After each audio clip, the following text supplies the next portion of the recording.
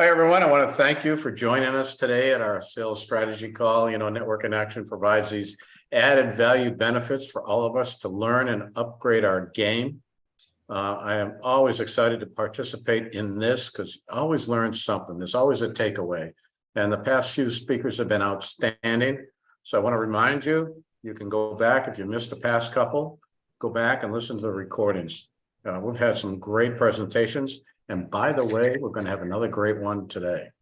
So take advantage of it. I also want to remind you, if you have other employees in your company, they're certainly welcome to come and participate on this call so we can upgrade your entire company. So that's the goal here.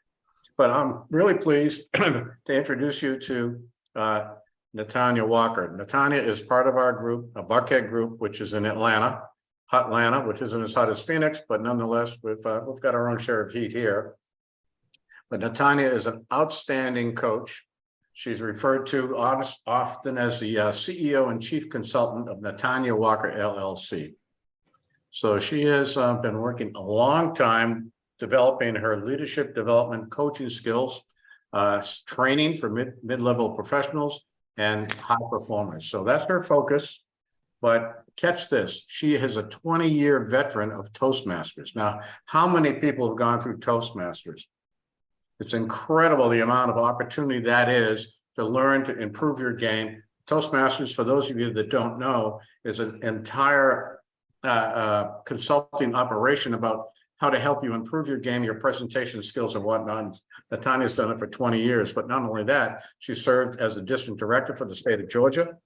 And she's also been a regional advisor for the US, Caribbean, and Brazil. So understand the presentation that's forthcoming is going to be terrific. So what makes her stand out is her ability to help us and professionals to adjust the way they think, the way they speak, and the way they lead. So she does that really, really well. And she'll collaborate with you, help you be more productive, and of course, help everyone earn more money. That's what it's all about.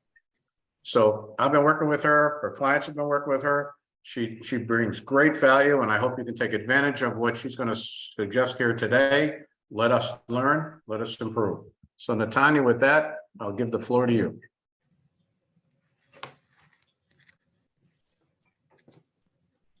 I'm saying something. I really am saying something. Good evening, everyone. Can you hear me now? Yes. Can you hear me? Is that a yes? Yes. Good evening or good afternoon or wherever you are. I am delighted to see you. Well, look, just to warm us up, I want to try this. So you guys, for those of you who have your cameras off, I want you to pull your cameras on if you can. I understand some of you can't, but certainly take yourself off mute, because I want you to repeat after me. When I say sales, I want you to say more. All right, sales. More. Oh, shoot. Come on now. Well, let's do better than that. When I say sale, you say more. Sale? More. Sale? More. Okay, all right, we're getting there. Well, look, as Steve mentioned, I am Coach Netania Walker, and I am super excited to be here today. As mentioned, I'm filling in, so today our topic is a little bit different. I want to talk to you today about motivating your sales team. And these are tips for things that you can do to motivate the teams that you lead. My focus is all on leadership. Now, the fact of the matter is, whether you have a team or not, these same techniques can be used to take back to your sales team or prepare you for the opportunity when you do have a team. So I'm hopeful today that you're able to glean something that's of value to you that you can use. But before we get started, as Steve mentioned, it's hot. It's hot everywhere, not just in temperature, but just in the world, period. So I'd love to check in with you. If you'll go to chat, here's what I'd like to know. How are you doing? I mean, I want to know how you're really doing. Tell me how you're feeling. Dan says, I'm too blessed to be stressed. Clayton's blessed too. Woohoo. I love it. I love it. Ruth says she's doing really great. And let's see, I got a good and an awesome, and I feel blessed. And Catherine says, feeling motivated today. And I've got an awesome, and oh my gracious, fabulously, says Carolyn. This is so exciting. Steve, you didn't tell me this group was so pumped up. This is awesome. DeAndre says, I am doing awesome. Benita says, excited. Look, that's what life is about. It's about motivating ourselves and motivating each other. And that's what you all just did for me. Look, and here's something I want to be clear about too. When I ask that question to my clients or to people that I'm working with, I always look for honest answers. The first thing I want to say is when you're having a down day, it's okay to say you're having a down day. See, the objective is really to recognize where you are and then use that mindset or those motivating techniques to lift yourself up. So with that, let me just flip over to my presentation here.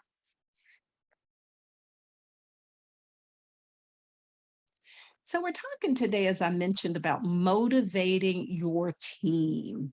So let's get into the presentation.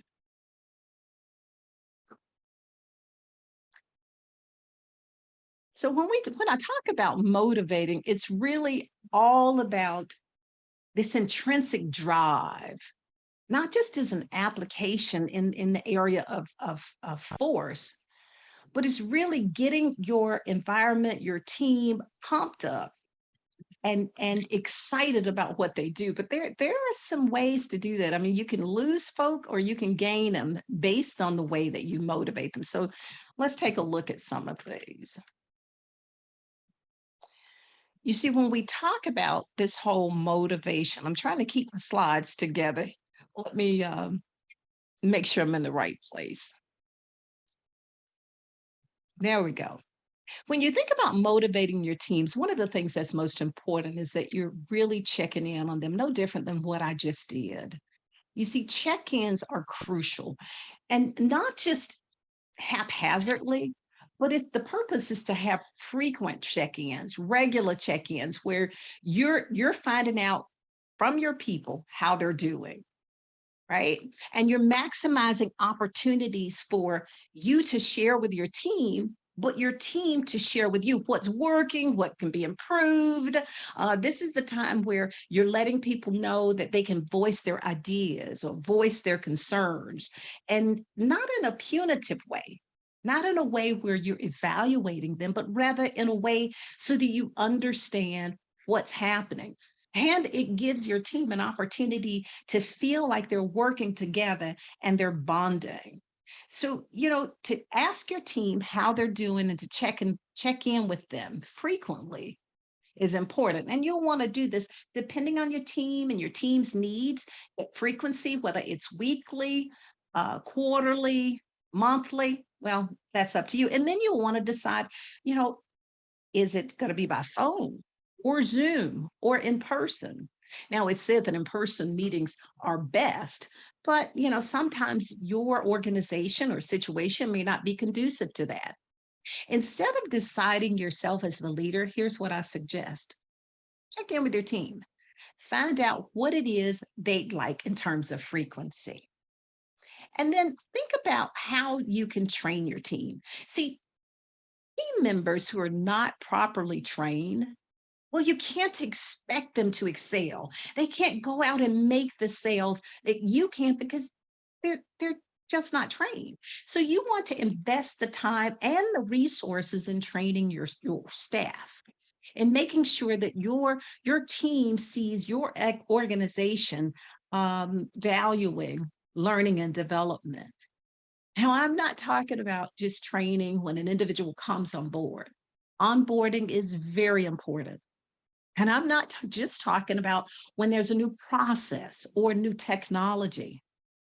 What I'm referring to is an environment where your staff feel motivated because it's an environment where continuous learning is valued and it's important. You see, when they see that your organization invests in them and supports them as it relates to their skill building, you'll find that they'll be more motivated and do a much better job. Also, think about emulating best practices. And these best practices could be within your organization or within your industry as a whole. You see, this is another good way to motivate your team. You want to look to other organizations who've done things successfully, who have engaged sales teams. Figure out what they're doing. Ask, how do they motivate their teams? How do they reward them? You see, spending time reading about these organizations, even asking management within those organizations, can help you to hone in on a handful of best practices that you can implement within your organization. Some of those best practices might be more frequent communication or personalized rewards or incentives for individuals or groups. But checking in makes a huge difference. And remember this, one size does not fit all. Everybody's not motivated the same way, not individuals, nor are all teams motivated the same way. So it's vital that you keep this in mind when you're thinking about how you're going to motivate your team. How do you find out? Well, you get to know them, get to know your team as a team, but also as an individual on the team. You want to talk to them about what moves them, what motivates them, what their personal goals are, and what gets them really pumped up and excited. See, to properly motivate your team, you're going to need to come up with a variety of strategies. If you're someone who typically focuses just on this one measure, or you're using the same motivation that you've used for years, you may want to rethink that. You see, a best practice for many organizations when we talk about motivating employees is to tailor that motivation or that reward to the individual. That way you can tap into what motivates them rather than just offering motivation that really doesn't inspire or excite them. So remember this, you always want to conduct frequent check-ins with your team, train your team, emulate best practices, and think about a one size fits all. Pause a minute. I'm going to stop sharing for a moment just to check in and see, are there any questions or comments so far? Feel free to light up the chat or go ahead and unmute yourself if you have anything. Is that Moose?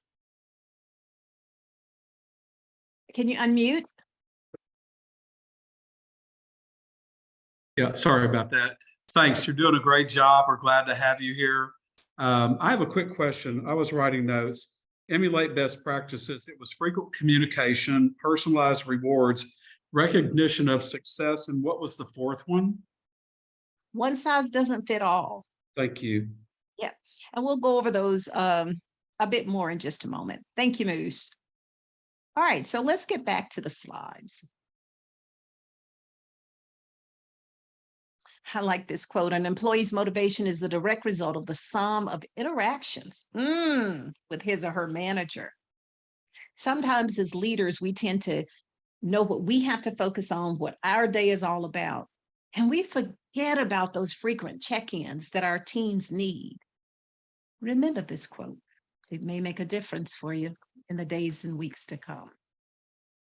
So when we talk about communication, studies show that organizations with open, frequent communication between management and employees tend to foster motivation. You want to communicate with your sales team often to help keep them motivated and that motivation flowing, and also encourage your team members to communicate with you. It goes both ways. By keeping the lines of communication open, you're better able to head off any problems before it's too late. And you'll also learn what your team needs and understand what will motivate them, both as a whole team and as individuals. Now, along with the frequent check-ins that I mentioned, regular group meetings are a key channel of communication. While email and phone calls, well, they're vital tools in today's workplace. Face-to-face meetings are invaluable for creating a sense of shared goals and connection. So you want to schedule regular meetings with your entire sales team. As I mentioned earlier, it could be weekly, monthly, quarterly. That depends on you and your organization. However often you conduct these meetings, keep a regular schedule so there's consistency. You see those on your team, they're watching you, they're watching your behaviors. And when you're in a little and you're out a little bit, or they don't know when or how, it throws them off and demotivates them. You want to use these regular meetings to discuss successes and setbacks, challenges and needs. And also make sure you set aside time to simply check in on each other, because that helps to build the relationships. And it reinforces, when you've got shared goals, what those goals and values are. So ensure that your meetings are not just management giving orders. This is what I want you to do. This is what you haven't done. Nah. Instead, make them a two-way communication where you're speaking, but your team members also have an opportunity to contribute. Now, that's the team meeting. Remember, in addition to that, you want to have regular one-on-one meetings with your team members. See, individual meetings offer you a chance to really get to know people on your team, each member, and you can find out what motivates them. There are also, or this is also a good time to discuss issues or needs that that individual team member might have, or something they may not feel comfortable with bringing up in the entire group. Depending on the size of your team and the structure of your organization, the frequency of these meetings might vary. But what is important is that they occur regularly and that person knows when they're going to be held. You know, again, this serves as a two-way communication. For example, if someone's not performing well, you don't have to create anxiety by calling someone in. If you know next week there's an appointed time, you can bring that matter up during that time. So those regular meetings will keep you from being in an awkward place or making your staff feel alarmed. Now, when you together, use this time to explore motivations. Find out what that person's motivations, their goals, their needs are. Find out about their successes and their challenges. See, this is going to set you up as a great motivator for that team member. Now, a key to using these meetings, both the team meeting and the one-on-one meetings, is to motivate.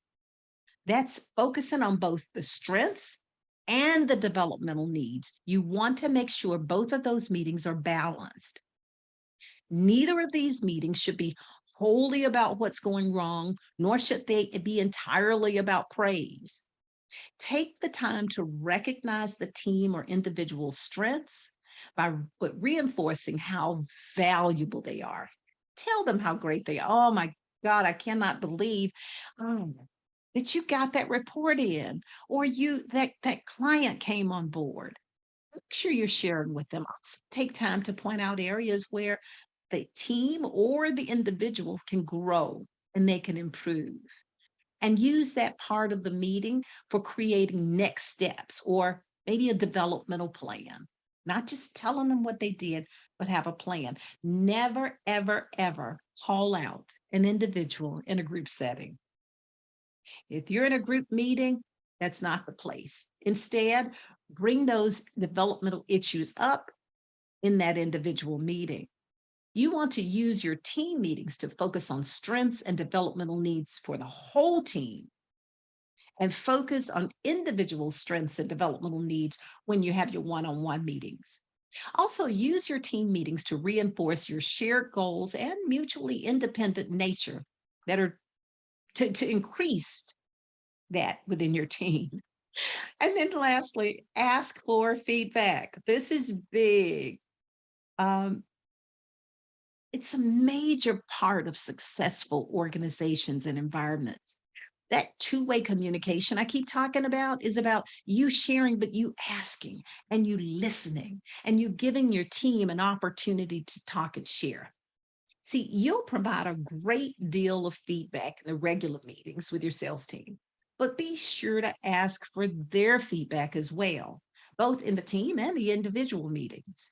Now, it may be necessary to offer training and how to give useful feedback. Not everyone knows that. If your sales team is not used to being asked to provide feedback to management, then they may need some training. But one way to do that is to model good feedback behaviors. If they see you providing feedback in a well-balanced way, well, that's training in and of itself. Encourage your team members to give you regular feedback in between meetings as well. It's not a one-way, but a two-way conversation. Reinforce that their feedback is how you'll know whether you're hitting the mark or areas where you need to improve, how they're doing, or how you can support them better.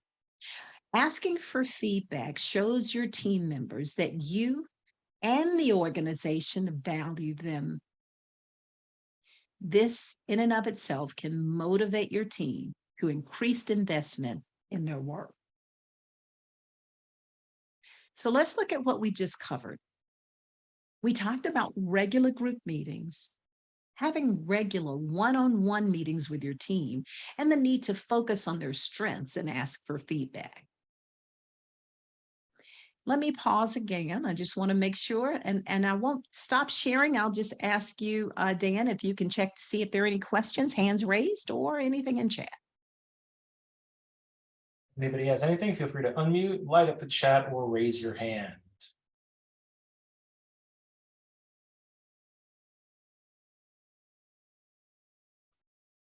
All right, speak now, forever hold your peace. Netania, you're doing great. I say let her rip. And guys, don't feel free to, again, light up the chat in between, and we could table that for later. Okay. Very good. Thanks, Dan. All right, so here's another quote for you. Your number one customers are your people. Look after your employees first and then customers last. That's E.M. Hutchinson. Pretty cool. Something to live by. Here we go. Let's see. We talked a little bit about training your team. Let's go a little deeper here.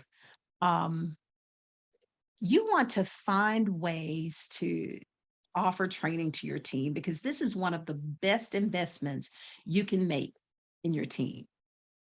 It's training. Find ways to offer them this training and growth opportunities, and you'll find them fired up and ready to support you. So organizations that focus on that foster a continuous improvement program and continuous improvement mindset as it relates to training and development, well, their people tend to be higher performers, have more morale, and retention's a whole lot better, because happier employees that invest in the organization, well, then you've got longer term results and better results. You've got happier employees. You want to create an environment in which people feel like they're challenged to stretch and grow. When things are just the status quo and people aren't developing, well, things can become stagnant. You want to work with your team to find areas in which they would like more information, they'd like more training, and then focus on providing those growth opportunities for them. Make training a regular part of your integral part of how you do business and how your sales teams operates. And then encourage your team to seek opportunities outside of the organization. Maybe there are opportunities that they can find on their own. And when they do your best to help them out. If there's a way your organization can subsidize the cost of that training, then by all means, I encourage you to do so. And then keep in mind peer training. See, not all training has to be formal. You could have peer training, like bring someone who's a little bit more experienced up to teach the others. Maybe senior members will teach your junior members. And maybe somebody's learned some new tool or technology, a way of doing things.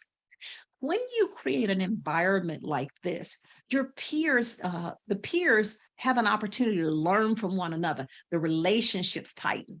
That person who's training has an opportunity to practice speaking skills and presentation skills and how to facilitate and share their skills. So use the talent within your team because peer-to-peer teaching can be quite valuable. And then there's mentoring. Mentoring is a powerful source of training and development. You could pair new sales team members with more seasoned members on your team, but encourage those mentoring relationships across the career and across the organization. See, what mentors do is they model for your sales team how to be successful. They give your team something to strive for. And not only is this good for the mentees, but the mentors feel proud because someone's coming to them for advice. It keeps them on their toes and thinking about how they escalated or how things are done. You'd be surprised just creating a mentoring relationship where people can learn and grow, the difference it will make. And then when fostering an environment of continuous learning and development, it's key to keep the focus positive.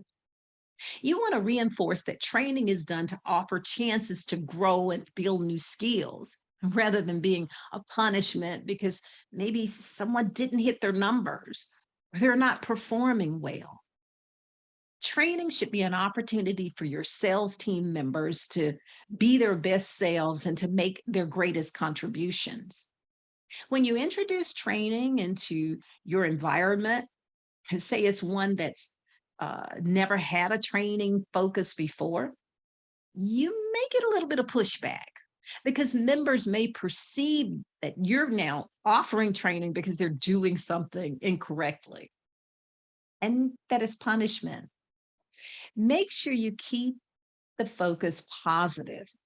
Focus on positive outcomes of the training. And then when your team comes back from training, engage with them. Ask them questions about what they learn or how they'll apply it. And then make space for them to share it with others or certainly demonstrate it and use it in their common day-to-day activities. So now we've focused on training and development and the importance of it. We talked about peer training and learning from one another and the value of peer sharing with others and establishing a mentor program. And by all means, keeping things positive. I'm going to move forward and then I'll come back in just a moment and we'll see if there are questions. And I like this quote too. It says, "The secret of joy in work is contained in one word: excellence." To know how to do something well is to enjoy it, says Pearl S. Buck. So let's talk about emulating your best. You heard me mention that the best practices. When you're looking for ways to motivate your team, there's no need to reinvent the wheel. There are a number of best practices that have been proven to motivate sales teams. Your job is to seek them out and emulate them. Look to industry leaders, even across industries, for examples of motivated and successful sales teams, and figure out what these organizations are doing right, and then find ways to those practices, bring them to your organization. Now, if you want to be the best, you want to look at what the best is doing. So emulating the best practices in your industry is a powerful way to motivate your team. Look to see what the industry leaders are doing in terms of recruiting. How are they hiring? How are they retaining their sales team or training them? And what do they do to motivate their sales force? You want to adopt those practices, the ones that you can, and then tweak the ones where your processes might not be quite up to par. Just tweak a little bit. But look to those organizations that not only have the highest earnings, that's great, but you want to look for those who have the happiest employees, the happiest, most energetic sales force. There you'll find organizations that you'll want to emulate. Spend time reading industry literature, following blogs, and investigating otherwise what those companies are doing. You may even have colleagues in some of those companies. Ask the question and draw on their wisdom and their knowledge for a few ideas. And another way, solicit your team. You know, members from your team have come from other employers, they work in other organizations, and there are things that they know, one that motivates them and moves them, but moreover, they have ideas that they can bring. I'll pause here to just say this. As leaders, it is not your job to know everything. Let me say it again. As a leader, it is not your job to know everything. It's just your job to facilitate gathering everything you need to be successful. Another way, we've talked about many, but it's simply to ask your team. See, your people know themselves best. They know what they like. Find out what makes them tick, what gets them excited. Find out, what you can do to have an ongoing process that really gets them fired up. Because when you do, that's when your people will move and act, and you'll see the changes. And another thing you could do is take a field trip. Like, if you want to emulate best practices and find some of them out, then get outside of your own walls. Take your team on a field trip. You might visit an industry leader's site so you can observe or ask questions of them, or you could arrange time for everyone to go to maybe a sales conference, or it could be a trade show or some other organization where you can allow yourself and your team to experience other ways of doing things. And then leverage outside expertise. See, don't hesitate to even go outside your expertise as you seek to emulate best practices. You'd be surprised what you find. Certainly, you want to draw on your industry literature, but there may be things even outside of your industry that may prove helpful. And an outside consultant or an expert who's good with people management might also be worth your investment, as these people come in with a clean eye and can see things that maybe you can't. You might seek out the advice from a professional within your network or mentors that you have about what they do in their organizations to keep their sales team motivated. The point here is, again, you don't have to know it all, but find ways to get ideas so that you can emulate the best and learn more that you can bring to your team and motivate. So let's look at this. Look to your industry leaders. What are the best of the best doing? What might you add? Solicit your team members. Draw on their experiences, their knowledge, and what moves them. And then get outside of your walls, take a field trip. It may prove very helpful, and leverage other expertise, even those who mentor you or guide you that you're aware of. So I'm going to stop now as promised and just check in to see if there are any questions, or give me some feedback. I'd love to hear from someone who has a training program or has already gone out and saw what other industries are doing. Tell us about your experience. Anyone?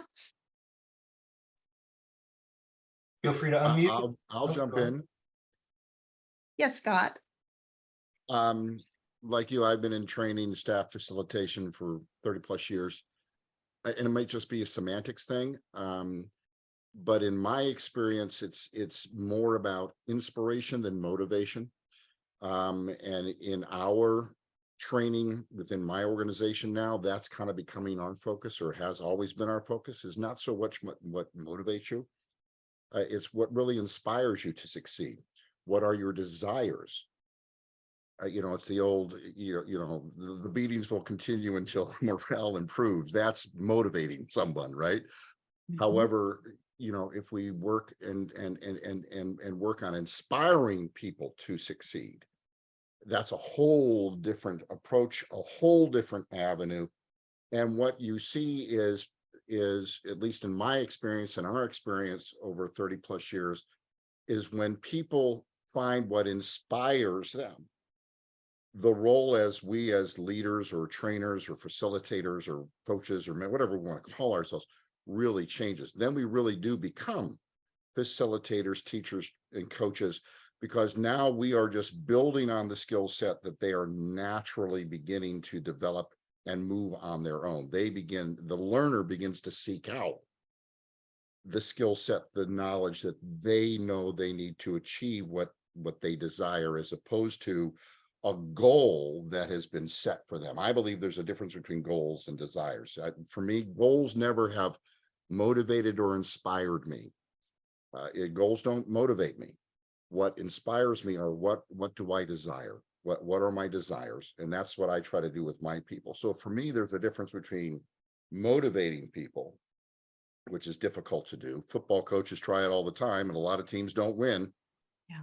But the teams that truly win, the people that truly win, at least in my experience, and I could be wrong, are those who have been inspired by some event or by some individual or by some circumstance, and then realize that the inspiration comes from a desire to succeed, a desire to fill in the blank. Very good. The great point, Scott. I appreciate you chiming in there, because there is definitely a difference between motivation and inspiration. The way I see it is you learn how to motivate and you model when you invite people to the table, when you ask for their feedback, you're modeling for them, and then inspiration begins to happen.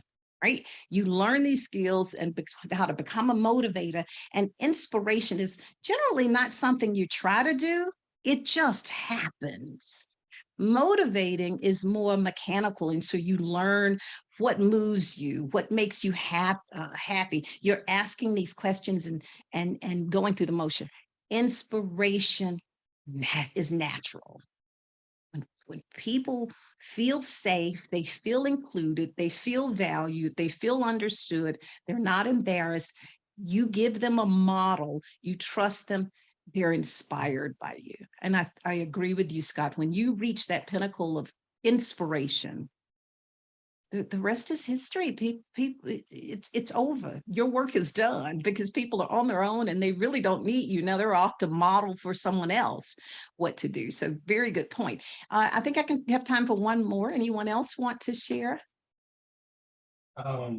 So I had some experience when I first got to Houston working in a call center, and it was really interesting because it's a whole other world. I know, it could be apples to oranges. I didn't spend a lot of time doing that, but I just kind of hit the ground running. Just when I landed here, I just need work. So first thing I could get, I'm on the phone, right? And it was fascinating, and part of the culture there. And I want to say it was a very successful one, but I will say it kept the engines going. Every single day, they took time out in the morning to just kind of motivate people, a little rah-rah session, get people on fire. But a lot of the motivators that they were using were very transactional. Like if you hit X and you're the best in your little section of the team, you'll win an Xbox next month, or something like that. And that kind of stuff didn't always motivate me at all. I was more interested in just kind of being the best, like it's a status thing. And I try to kind of work that model into some of the programs that I might be developing. Like I'm big on gamification and stuff like that, and what actually motivates people to take an action. So Right. it goes on sales, but it also applies to a lot of other things as well. Mhm. You're absolutely right, Dan. And it goes back to what I've said a few times, and I hope you guys have picked up on it. It's a two-way communication. It's asking people what they want, what moves them. It's not a one size fit all. We'll talk about this in a little bit. But to your point, Dan, if someone asked you what motivates you, maybe it wouldn't have felt as transactional, because it would have been something you actually wanted and aspired to, Mhm. versus just coming in and I've got this and come on, you can get it, and making it feel transactional. The other way to keep it from feeling transactional or being similar to what Dan said is to be sincere. People can pick up when it's all about you, when you're really not bought into them and this being your team. So, your sincerity, your honesty will show up. It will show up. 1,000%. I like to call it, when we often say people have an attitude, attitude is your outward expression of your inward emotions. And only 7% of what we communicate are words. The rest is our body language and our tone. So if inside you really, really, really don't are moved by the person or excited for them to achieve a certain mark on the sales scale, or whatever it may be, people can pick up on it because it will seep out. So one of the things that I always tell leaders is check yourself, really figure out what's happening, why you don't like your staff. I met a fellow recently, lives in my community, and he says, I just hate people. There can't be all the other people. What is it? What's happening that's causing you to dislike or not be able to work with certain people or certain styles? That's important for you to concentrate on and to work on. So I'm going to, I need to plug in. So Dan, can you take one more question while I do this real quick? I think I've failed to plug my computer in, so bear with me a moment.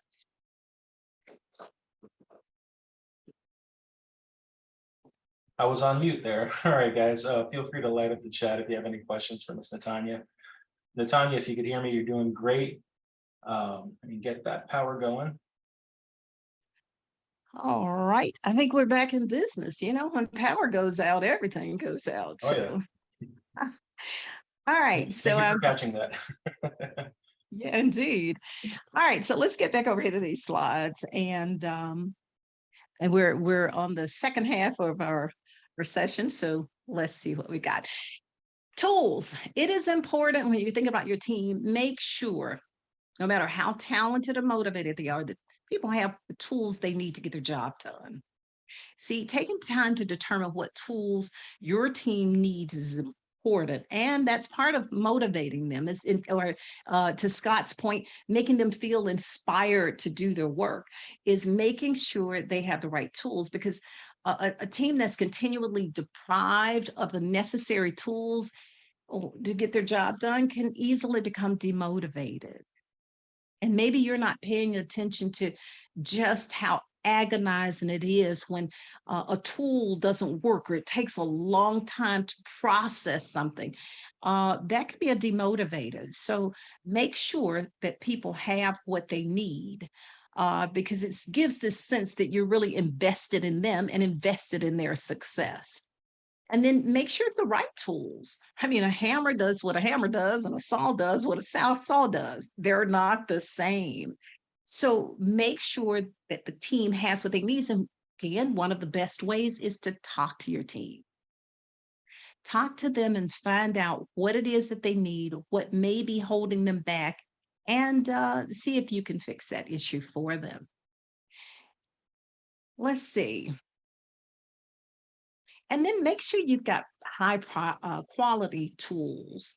See, you want to give your team the best tools possible.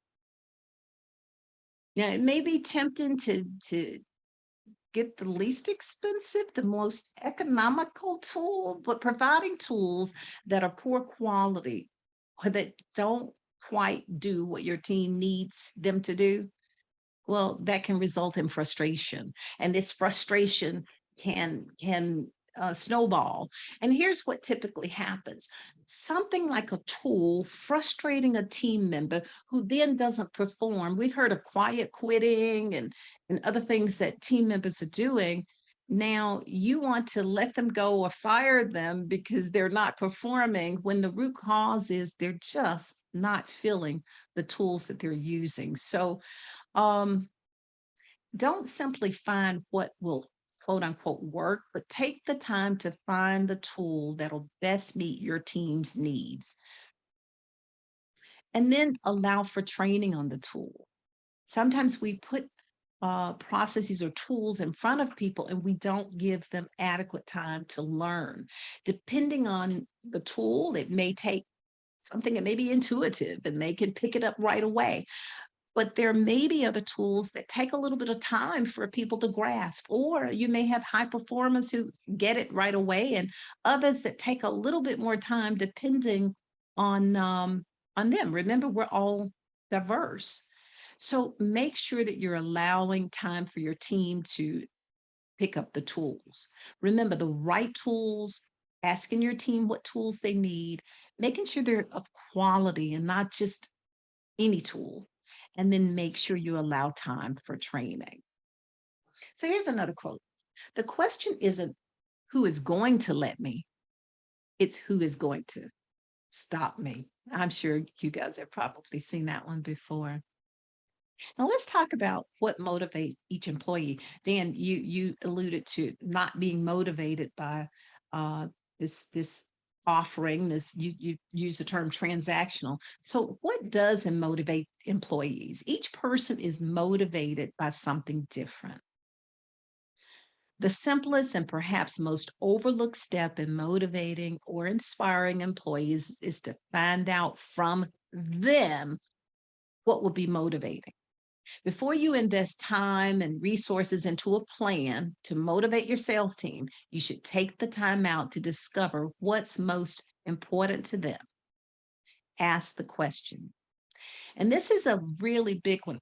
Um, I've said this over and over again about asking your team. It makes a world of difference when you understand, and most leaders will take all that they know, all of their experiences, may choose one person and ask them and come up with a whole plan. But remember that one size doesn't fit all. When it comes to inspiring or motivating your team, you can't assume that all people will respond the same way to the same things. So even strategies that have worked in the past, they may not be effective now based on the makeup of your team or the culture of your organization or the way the world spins. Some people fear that not offering everyone the same motivational techniques means a lack of fairness. But as long as people are treated equally, there is no unfairness in recognizing that different people will be motivated by different things. So, failing to take into account that people value what they value and how they're motivated uh, could be very different. If you don't, then it almost guarantees that some part of your team is not going to be very satisfied. So find out what works with them. Take the time to meet with each individual on your team to discover what works for them. Find ways to offer that motivation. It could be a longer lunch, it could be a closer parking space, it could be paid time off. But figure out what works for them and be clear about what the organization can do and can't do, because sometimes people ask for things that you just cannot pull out of your hat. You may want to ask them 1 to 3 things that motivate them. Ask each individual that. And then keep a note of it. Keep a note of it in your file, and they should as well. I bet you if I asked each one of you real quickly to jot down what motivated you, it may take you a moment to do so. As a matter of fact, I'm going to stop and ask you to go to chat. And I want you to just write down the 3 things in your role today as it relates to sales. What motivates you?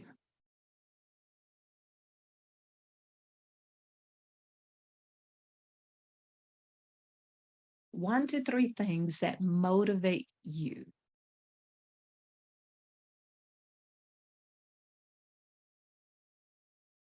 Making a difference, Philip said. Helping customers profit in free time. Love our model. Helping people. Clayton and Moose said, love our model. Coach Amy says, seeing results. Okay.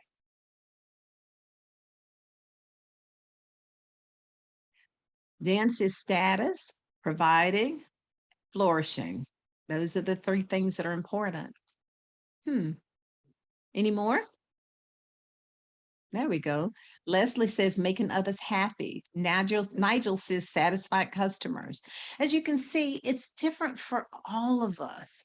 Different things move us in different ways. And what moved me today or moved you today may be different 6 months from now. So just because someone answers one way today, remember, things change. So check in with your staff. Now, that's your individual and what they want, but what about the team? See, remember the team is made up of individuals, but a team has shared goals. So you want to find out from the team what motivates them as a whole. Maybe it's recognition or financial reward or winning a competition or competing against another team. Find out from the team what makes them tick and then work toward that end. And once you've discovered what motivates individuals and the whole team, then work to find ways to provide those things. Tailor rewards to employees and teams. See, a reward that's not valued by the person of the team, well, it's not a reward at all. So it's important to ensure fairness and equity, but this does not mean that every person and team has to be offered the same motivators and rewards. Find a way to keep things fair while also tailoring those rewards to the people they're meant for. So here we go. Remember this, one size does not fit all. Find out what motivates the individuals and then discover what motivates the team as a whole. And then make sure you're tailoring those rewards to the employee. And here we go. Every brand isn't for everybody and everybody isn't for every brand. A team at its best is a unit working toward shared goals. However, we can't forget that teams are made up of individuals. And those teams work toward a shared goal and vision. They have their own goals and their own motivations. So it's important to also understand what the individual team member wants and what's really important to them as it relates to their goals. So motivation is really personal. I can think that I'm motivating a whole team, but I need to understand what each person, what they need. Taking the time to discover what each person finds valuable is worth the investment. Find out what people's goals and values are, not just what motivates them in terms of award, a parking spot, a raise, a bonus, but what are their goals and values? What are they working for? What is their purpose? Take the time to get to know the people on your team. Now, this may be a good exercise, and it may prove useful when it comes to your annual review time, or self-evaluations. What you want to do, though, is to be careful to refrain from judging what an individual finds motivating, and do your best to find each individual person's needs. Again, go back to the 1 through 3. You know, when you discover what's important to other people, then figure out what their goals and values are. You know, it may be hard to ask people, just give me 3. What are your top 3? That may be hard for some, but ask them, what are the 1 to 3 things related to your goals and values that motivates you? Some could say a certificate, or maybe they want a trophy or recognition or bonuses or time off. But ask. And when discussing that motivation with the team members, tie it to their personal goals. You'll address the team goals as whole team. It's important to help your employees set goals so they're invested in their personal growth and success, as well as the teams. So have the employees set short-term and long-term goals. Then decide together on a reward or other motivator that will be used to provide the energy for them to work toward that goal. You want to set timetables and benchmarks and agree upon appropriate rewards and recognition. But keep the focus positive. There is to be no punishment for not reaching a goal. just reward or incentive for achieving the goal. Link the employees 1 to 3 motivators with their top goals. And then a motivational culture is one where achievements are regularly recognized. One reason is the key to discover what motivates individual employees is that achievements can be properly recognized. In addition to the goals that you and your employees set, take time to recognize achievements throughout the year. It could be a quarter, it could be every month, but take time to recognize. It could be for landing a client, or maybe they surpassed a goal or completed a training, but set some milestones and then make sure that you're actually doing just that on a regular basis. So remember, motivation is personal. Choose 1 to 3 motivators, tie them to your employees' personal goals and their values, and make certain that you're rewarding them and they recognize that reward.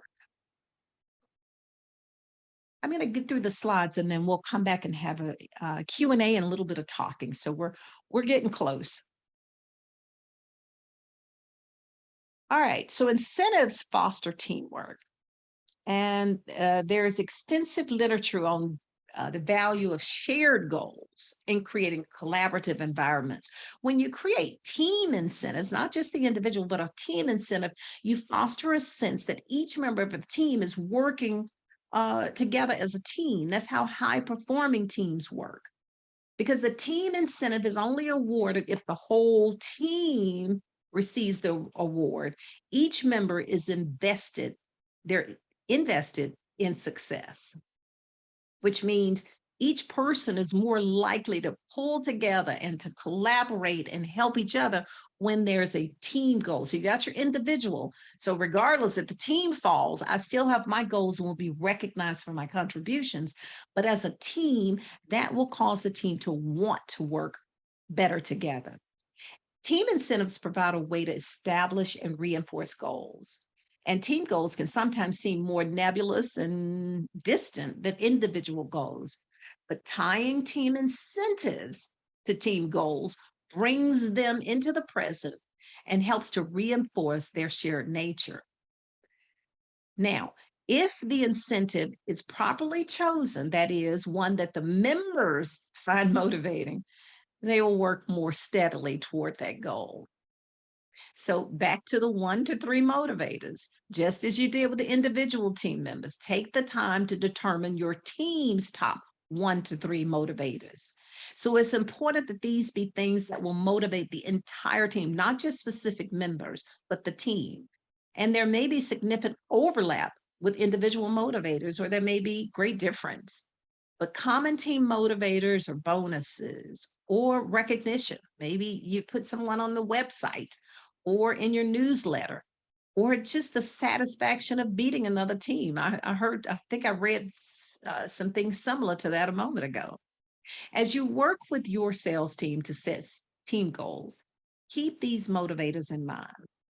Work with your team to find ways in which you can offer their top motivators as incentives, but be clear about the organization in terms of what they can and cannot do. I keep reinforcing that because sometimes what the team may want, your organization might not be able to provide.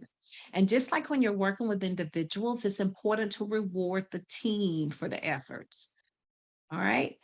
Some team achievements, maybe maybe you're rewarding them for increased sales or bringing in a new client. It doesn't have to always be big things, but little small things. But regularly recognizing them and rewarding them will make a huge difference. Now, when I talk about that, the thing that's important is don't stop the process. If you set a date and you set a cadence, make sure you follow through with it. So remember, incentives foster teamwork. Set your team goals, choose the 1 or 3 motivators for the team, and then reward success. So here's one from Patricia Fripp, who happens to be a Toastmaster. You don't close a sale, you open a relationship if you want to build a long-term successful enterprise. So I'm going to stop there. I think you guys get the gist of it. The point is, check in with your team, understand what they need, Inspiration is important, motivation is important, and it lies a lot with you. The way that you lead your team in terms of asking questions, getting them involved, find out what's needed, valuing training, providing training, giving them the tools, making sure they know how to use the tools. I've seen leaders, when there's training in the organization, they don't want their team to go because that means they're away from out in the field or working on a project. You don't realize, what that does to your staff. They don't go and they do exactly what you're told, but inside they know they missed something, they missed an opportunity, and they oftentimes get resentful. When you're not listening to them and valuing them. As a matter of fact, when you have your one-on-ones and they come in and meet with you, sure you're not distracted. I've been in meetings with leaders and they're multitasking. They're really engaged in their own way. They hear you and they'll go ahead and start typing. They're sending the message off that you talked about, but you don't know that. And it feels like they're not paying you any attention. Clear your time and clear your desk. As a matter of fact, sit on the edge of your seat and lean in. And let people know that you're really listening to them and you value what they have to say. That time should be dedicated to them. And then give them opportunity to step up. One of the hardest things for leaders to do is to delegate. I just have a hard time with that. I like to call it making space for other people. See, if you're a top sales or you're a leader and you're doing exceptionally well, you've demonstrated your skill set. You've shown your organization and yourself that you have the technical skills. And apparently you have soft skills as well because you're where you are. Well, what about those people coming behind you? Are you looking out for them in the same way? What if you were to make space for one of them to present or lead a meeting? Or feel questions? You'd be surprised how other people, how they grow. Here's another one I like to say, lift the veil. There are things that you know about your organization that maybe they don't, and they can't operate the way they could because they just don't know. These little bitty motivators and demotivators are what make and break us, not just as sales team, but as people in general. And at the end of the day, it's all about communicating. It's about genuinely listening and caring for one another. Remember, as leaders, you don't have to know it all, at all. So let me just open it up. I think we've got about 9-10 more minutes. Are there any questions, or love to hear from you guys? This is our time to learn and grow together. So what comments or feedback do you have?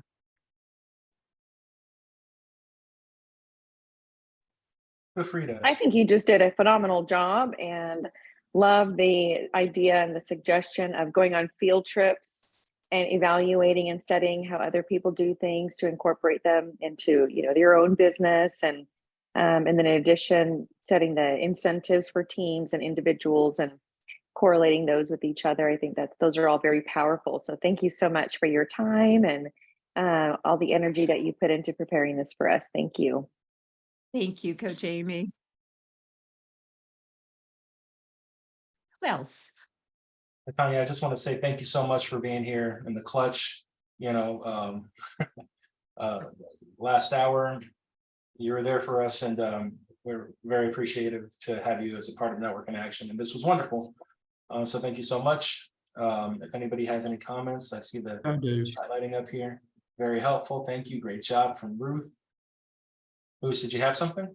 I do. Listen, you did a great job filling in a short period of time. We greatly appreciate that.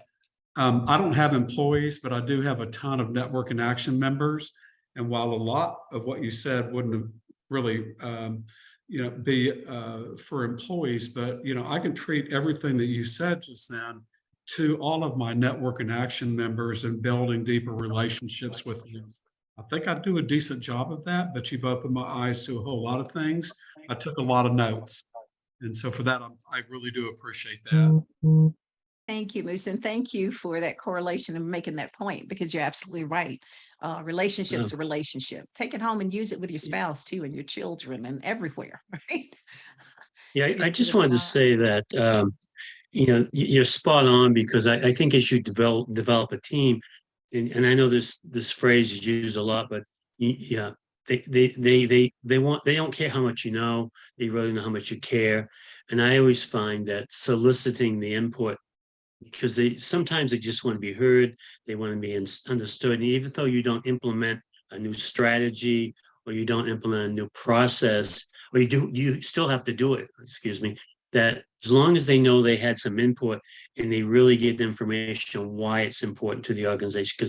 Because I'm kind of, in my career, I've been a turnover guy or a startup. So, but pretty much as I surround myself with a team, that I always solicited their input, and they need to know that how important part of their team was. And I used to be in healthcare, so whether it be a neuropsychologist or a PT or just a tech, they are all integral part of that team. And I think just sharing that with them is so important, that they have, even though they're different function, they're all part of the overall whole. So. Absolutely. Very powerful. Thank you, Clayton. Yeah, and I I think wanted Dr. to, Barry. yep, hey, I want to jump in. Thank you so much. This was really helpful. And it was also a good reminder about situational leadership. Because I think when you start talking about, one size doesn't fit all, it just reminded me that not only do I need to make sure they have the right situational motivation for the person, but when it comes to just managing that relationship, everybody's got to be managed differently. Some people can be talked too loudly. Some people need to be talked too quietly. Some people you might need to send a text message to. So it's just a good reminder that part of that, of just human interactions and relationships, is just using critical thinking to think, how do I manage this one based on the person and not based on the way I like to do things. So just very, very helpful. Thank you so much. Yes, thank you for that point. Appreciate it. Ruth? Netania, thank you so very much for this presentation today. It's been excellent. So good to see everybody as well. Thank you, Ruth. I appreciate that. I think we have time for maybe one more. So, Ms. Walker, so do you have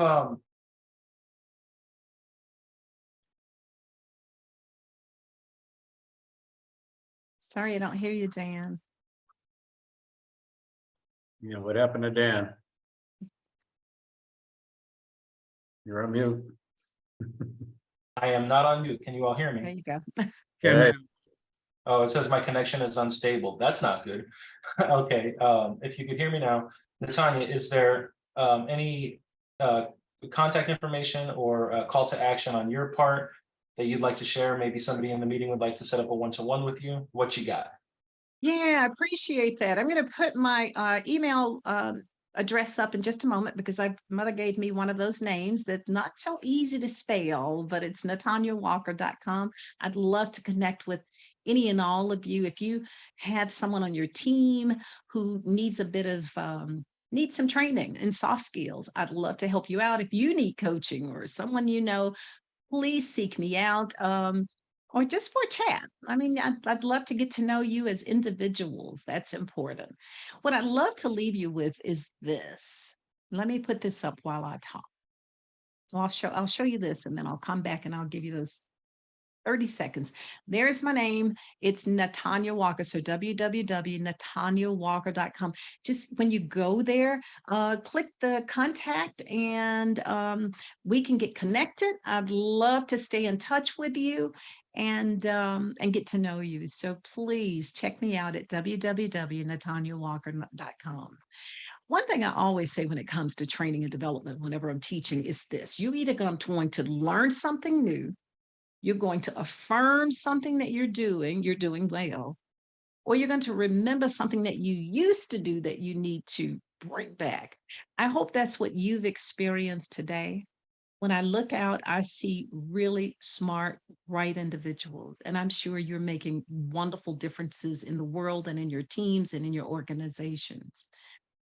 Just pull back every now and again to evaluate where you are, how you're working with your team, whatever that team looks like, whether it's sales or NIA or some other team. make sure you, as the leader, are self-reflecting on how you're showing up. Because the motto I always use is this: when you change, everything changes.